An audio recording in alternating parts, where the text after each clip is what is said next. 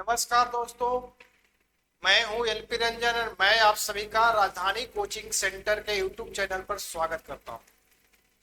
आज हम लोग 17 मार्च 2024 को बिहार सिविल कोर्ट द्वारा आयोजित कोर्ट रीडर के एग्जाम के मैथ के सवाल को हम लोग हल करेंगे।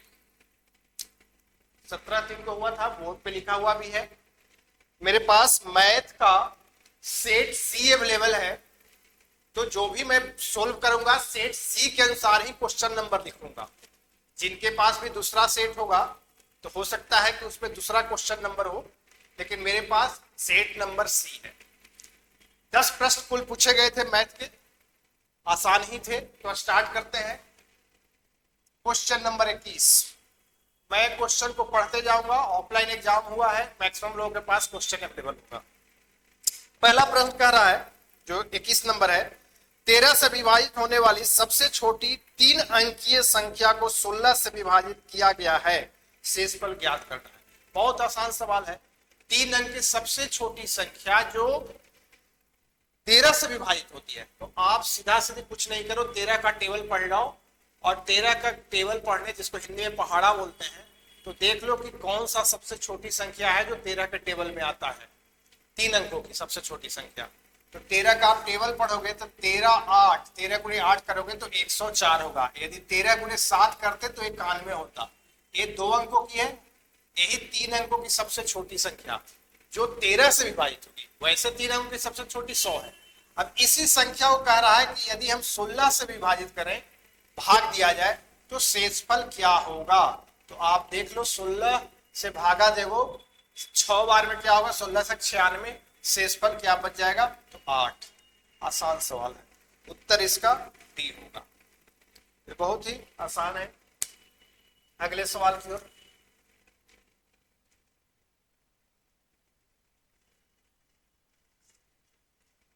बाईस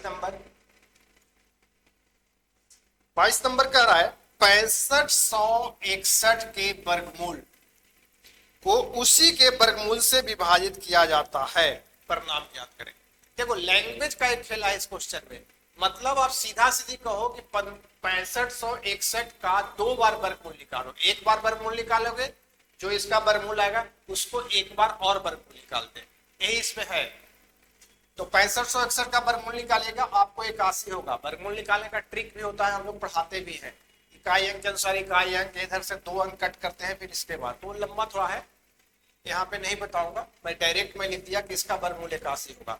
अब ये कह रहा था कि इसके वर्गमूल को उसी के वर्गमूल से, मतलब 81 के वर्गमूल से भागा देते। तो 81 के वर्गमूल से भागा दोगे तो क्या आएगा, तो इसका वर्गमूल ही सीधा निकाल दो, क्योंकि वर्गमूल का क्या होता है, 2 समान नंबर का गुणनफल। तो ऐसे देखो तो इसका वर्गमूल, यदि प्रश्न का पूरा सोचो तो 9, और 9 से 81 में भागा दोगे तो भी 9 मिलेगा। तो सिंपल हमारा यही बात था इसमें, सीधा सीधी कि 2 बार इसका वर्गमूल निकाल दो। तो 9 आंसर होगा। विकल्प कौन है, बी। अगले प्रश्न की ओर।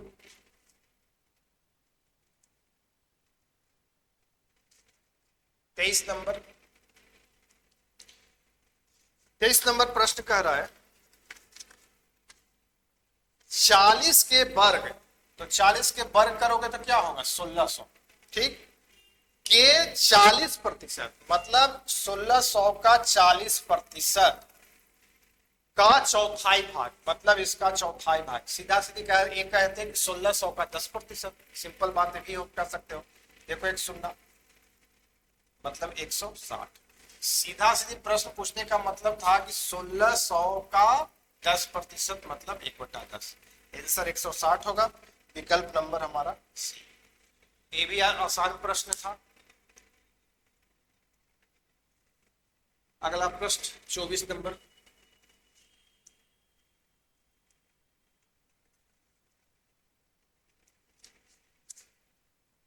चक्रवृद्धि ब्याज पर निवेश किए गए धन की राशि 2 वर्ष में 1600 रुपया और 3 वर्ष में 1680 रुपया हो गई, ब्याज की दर। ये बहुत फेमस सवाल है, अक्सर पूछे जाते हैं।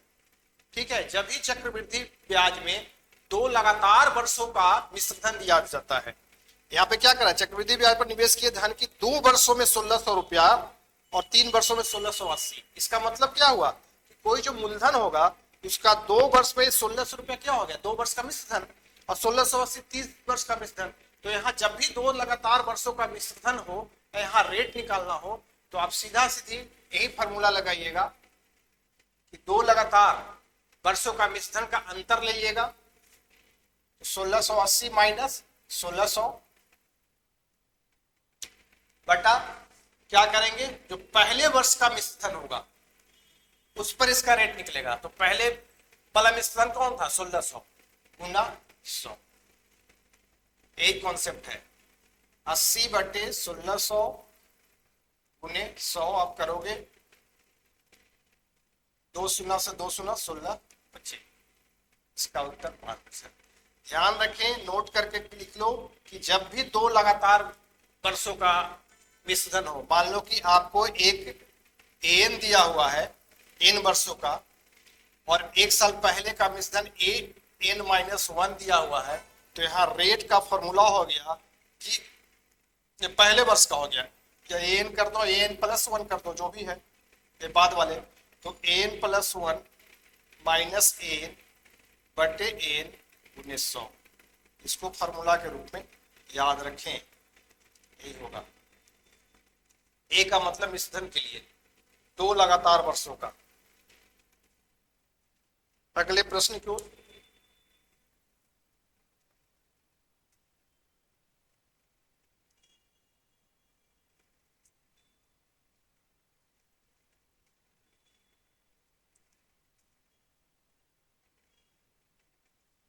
पच्चीस नंबर क्वेश्चन है, चक्रवृद्धि ब्याज पर निवेशित 25,000, मतलब मूलधन हमारा क्या है 25,000 रुपया, जिसको किस पे निवेश किया गया है, सीआई पर। एक वर्ष में अर्धवार्षिक 4% प्रति वर्ष की दर से बढ़कर कितनी हो जाएगी। समय कितना दिया हुआ है, 1 वर्ष, रेट क्या है 4%, लेकिन कंपाउंडेड यहाँ क्या है, हाफ ईयरली। कंपाउंडेड जो है हाफ ईयरली। अर्धवार्षिक संयोजन, अर्धवार्षिक संयोजन का मतलब कि यहाँ ब्याज जो जुड़ेगा वो 6 महीने में जुड़ेगा। तो ऐसे प्रश्नों में फॉर्मूला भी लगा सकते हैं, बिना फॉर्मूला के भी यूज कर सकते हैं। तो इसमें क्या करते हैं, अर्धवार्षिक होता है तो 1 वर्ष में कितने वर्ष ब्याज जुड़ेगा, 2 वर्ष। तो यहाँ समय के रूप में 1 नहीं लेंगे, ये क्या हो जाएगा 2, दुगना हो जाएगा। और दर क्या हो जाएगा, 4% क्या है पर एनम है, तो हमारा दर क्या था 4%, 1 वर्ष का, हमको 6% पे ज्वाइन जोड़ना है। तो 6 महीना का क्या होगा, 6 महीने का, तो 6 महीने का मतलब क्या हुआ, दर हाफ, मतलब दर यहाँ क्या हो जाएगा 2%। सीधा सीधे कुछ लोग रेट लिखते हैं कि अर्धवार्षिक होगा तो रेट हाफ होगा, समय दुगना होगा। आपको निकालना यहाँ क्या था, मिश्रधन। फॉर्मूला भी लगा सकते हैं या ऐसे भी चल सकते हैं, मैं डायरेक्ट कर रहा हूं। मतलब प्रथम छमाही में जो मैं ब्याज पहले निकालता हूं, ब्याज को फिर मूलधन में जोड़ दूंगा। पहला तरीका ये है, प्रथम छमाही का जो ब्याज होगा और द्वितीय छमाही।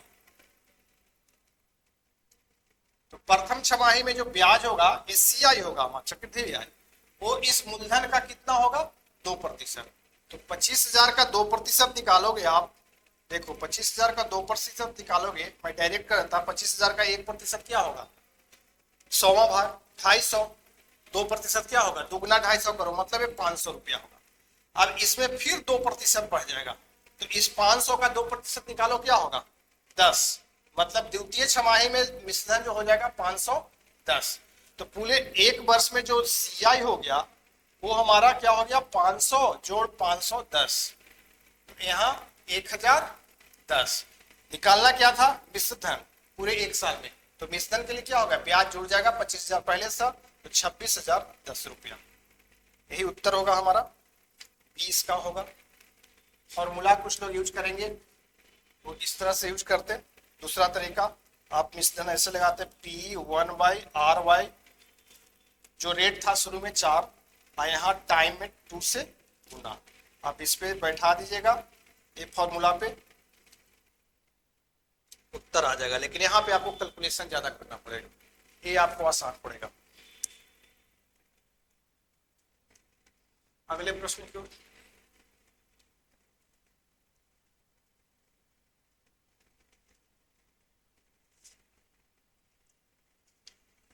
26 नंबर 3rd नंबर का सवाल है, ए बी से दुगना कुशल है और बी सी से तिगुना कुशल है। ठीक है, तो तीन व्यक्ति का आपस में इफिशियंसी, कार्य कुशलता, कार्य क्षमता का तुलना किया। ठीक है, कार्य क्षमता क्या होता है, उसका एक दिन का काम, ये भी कह सकते हैं कि उस व्यक्ति का एक दिन का काम। तो तीन व्यक्ति है ए बी सी, इसकी इफिशियंसी जो है किस अनुपात में है, कार्य कुशलता। ए बी से दुगना है और बी सी से तिगुना है, तो ए को बी से तुलना किया, बी को सी से, तो सबसे लास्ट वाले को एक इकाई मान लो।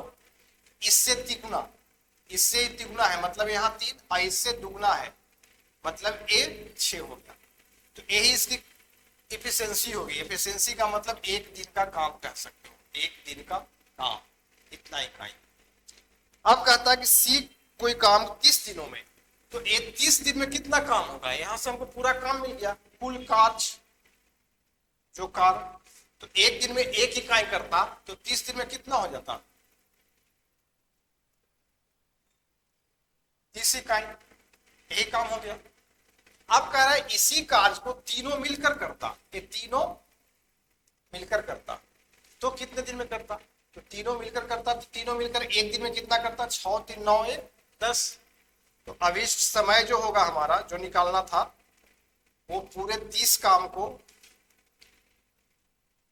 करने के लिए 30 इकाई, क्योंकि एक दिन में 10 इकाई कर रहा है, तो क्या करेंगे, 10 से भागा, मतलब 3 दिन में तीनों मिलकर के कर देगा। यही उत्तर होगा इसका, विकल्प नंबर इसका यही। ऐसे भी कर देते गुना के, 10 इकाई एक दिन में कर रहा है तो 30, तो 10 के 30। अगले प्रश्न की ओर।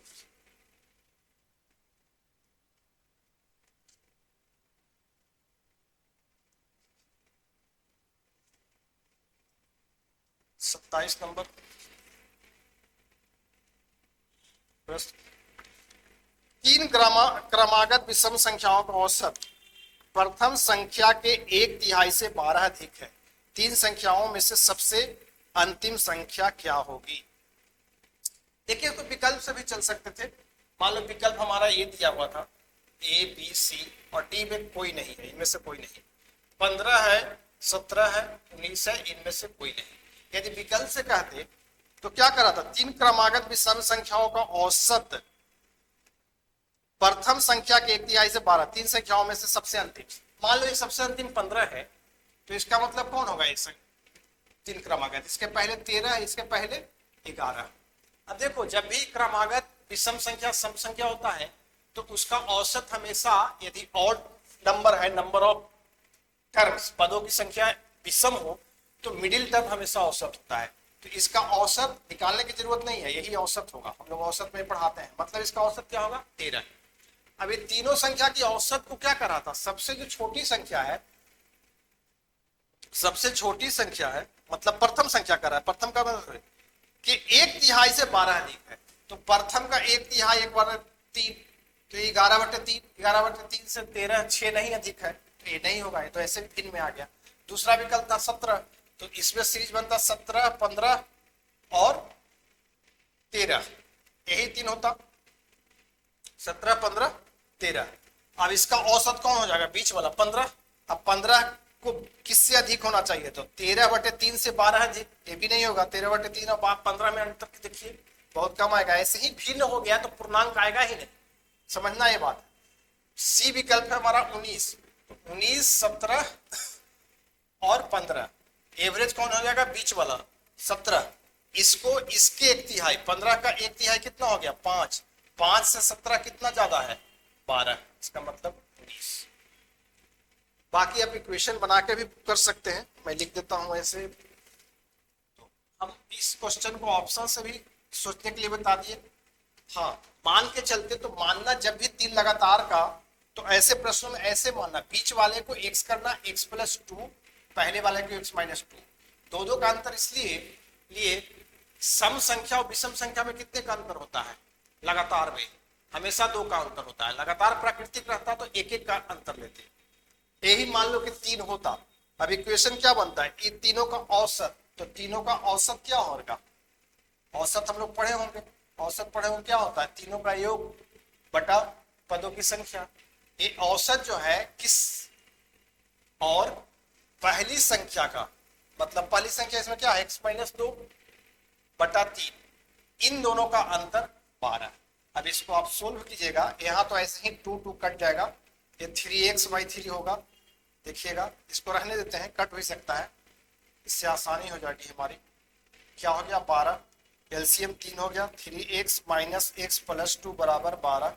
मतलब यहाँ पर हो गया 3x - x क्या हो गया 2x + 2 = 36। यहाँ से हो गया 2x बराबर उधर चला गया तो 34, तो यहाँ से x बराबर हो गया 17। x क्या था बीच वाला संख्या, निकालना क्या था सबसे बड़ी, तो सबसे बड़ी क्या हो जाएगा, सबसे बड़ी हो गया हमारा x + 2 मतलब 19। तो ए हो गया हमारा कि थोड़ा सा प्रोसेस से हो गया, मैं ऑप्शन से ही आपको आसानी से बता दिया था, दोनों तरीके से बता दिया इस क्वेश्चन का हल। अगले प्रश्न की ओर चले, 28 नंबर।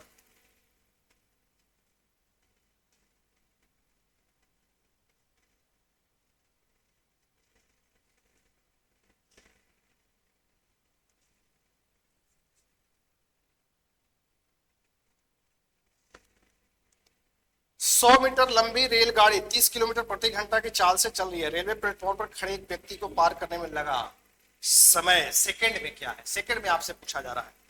तो जब भी कोई रेलगाड़ी चलती है, अब जब भी प्रश्न रहे कोई खड़ा व्यक्ति का या पोल का, तो व्यक्ति का या पोल का कोई डिस्टेंस हम लोग नेग्लिजिबल मान के चलते हैं, ठीक है। तो उसको क्रॉस करने में जो कुल दूरी ट्रेन को तय करनी होगी वो सिर्फ उसकी लंबाई, तो यहाँ पे दूरी के रूप में क्या हो जाएगी ट्रेन की लंबाई, जो हमारा ट्रेन की लंबाई कितना दिया हुआ है 100 मीटर, यही हमारा डिस्टेंस हो गया, दूरी हो गया दूरी के रूप में। क्योंकि समय ज्ञात करने के लिए क्या होता है दूरी बटे चाल, चाल जो हमारा है स्पीड जो दिया हुआ है वो किलोमीटर प्रति घंटा, और प्रश्न में समय जो पूछ रहा है वो भी सेकंड में, तो बेहतर है कि यहाँ मीटर में तो दिया ही हुआ है, इस स्पीड को भी हम लोग मीटर प्रति सेकंड में बदल दें।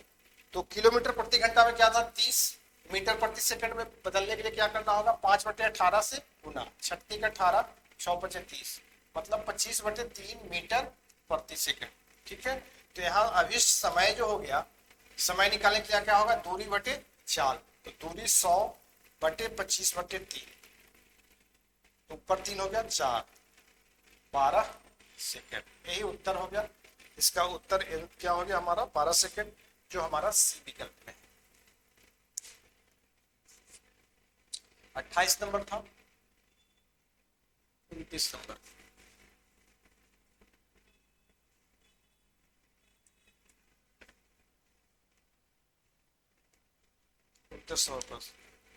दो धनात्मक पूर्णांकों का गुणनफल 2048 है और उनमें से एक संख्या दूसरी संख्या से दुगनी है,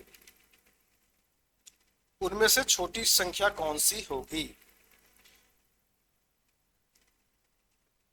हाँ, एक संख्या दूसरी की दुगनी है, तो मान लो कि ए x है तो दूसरा क्या हो गया 2x, तो इसका मतलब इसका गुणनफल क्या हो गया 2x²। सिंपल प्रश्न है, तो a क्या हो गया बराबर किसके है 248, तो x² क्या हो गया 2 से भागा करोगे 1024, तो यहाँ से x बराबर, अब देखो x² बराबर 1024 है, तो x बराबर क्या होगा प्लस माइनस दोनों लिखेंगे, इसका वर्गमूल निकालिएगा।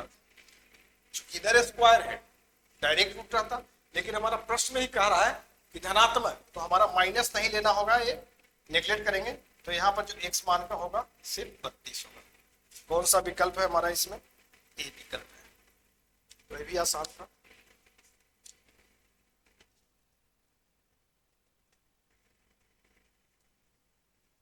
तीस नंबर क्वेश्चन और लास्ट क्वेश्चन, जब एक संख्या के 70% में 70 जोड़ा जाता है तो प्राप्त संख्या 150 के 70% के बराबर हो जाती है। मान लो कोई संख्या x है, x मान के भी आसानी है कि 70% में, 70% का मतलब 70/100 या 7 कितना जोड़ा जाता है 70 जोड़ा जाता है, तो क्या प्राप्त होता है 150 का 70%, और 150 का 70% क्या होगा डायरेक्ट लिख सकते थे, 2 शून्य कैसे 15 7 75 से। यहाँ पे क्या हो गया 7x बराबर, इस 70 को इधर लेते चल जाओ तो 105 माइनस 70 हो गया, 7x/10 हो जाएगा। ए अब कितना बच गया हमारा 35, तो x बराबर कितना हो जाएगा 35 × 10/7, कितना हो गया 50। कौन सा विकल्प है पता? यहाँ पे विकल्प है सी। तो ये हमारा लास्ट प्रश्न था। इस तरह से 10 प्रश्न जो बहुत ही आसान, ऐसा नहीं है कि बहुत टफ क्वेश्चन थे, सोल्व कर चुके। अब हम लोग पूरे राजधानी कोचिंग सेंटर के पूरे टीम बिहार सिविल कोर्ट के जो प्यून का एग्जाम होने वाला है, जो हो सकता है कि लास्ट में या जून मान के चले, क्योंकि जून तक चला गया इलेक्शन, तो इलेक्शन के बाद कभी भी एग्जाम हो सकता है। उसके लिए कंप्लीट बैच हम लोग स्टार्ट कर रहे हैं फुल कोर्स का, जो 4 अप्रैल को प्रारंभ होगा। तो उसके लिए जो भी एडमिशन लेना चाहेंगे वो कोचिंग के कॉन्टैक्ट नंबर पर संपर्क करेंगे। ऑनलाइन ऑफलाइन दोनों मोड में क्लास होगी। जो ऑनलाइन पढ़ना चाहेंगे वो ऐप के थ्रू, इसके लिए ऐप इसका डाउनलोड करना होगा। तो उसमें जो भी है सारे विषयों की पढ़ाई होगी कंप्लीट कोर्स का। आज के लिए इतना ही। बहुत बहुत धन्यवाद।